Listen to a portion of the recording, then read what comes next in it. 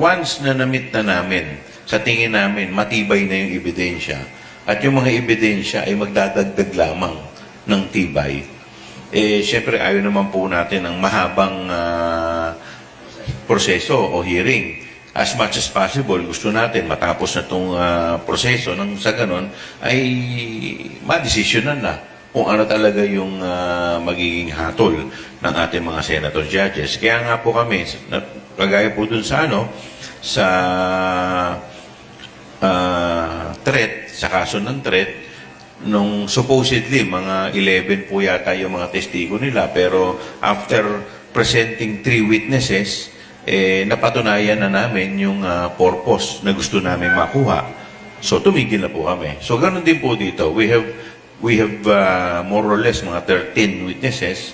So kung mas-shorten po namin yung proseso, let's say after presenting 8 or 9 witnesses, tingin namin solid na. So we can move on to the next article. Kasi kung iisipin po natin, 4 po itong article.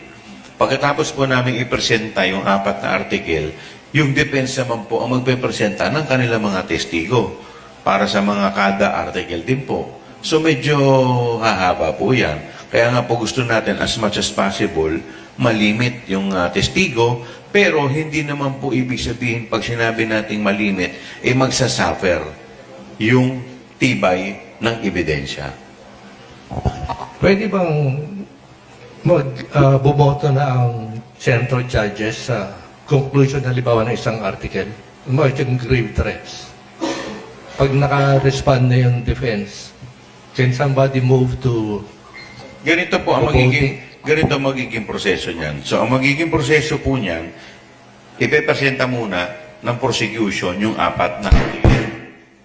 Kung hindi po, unless, of course, meron po kaming i-waive na isang article. Kunwari, 1 o 2. Sa tingin namin, pagkatapos ipresenta yung 2, matibay na, pupunta na po tayo sa defense.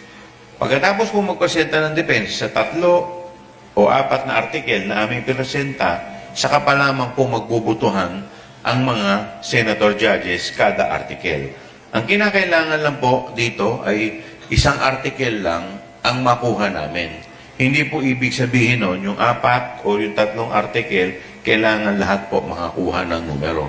Ang kinakailangan lamang po ng 2/3 ay isang article for conviction.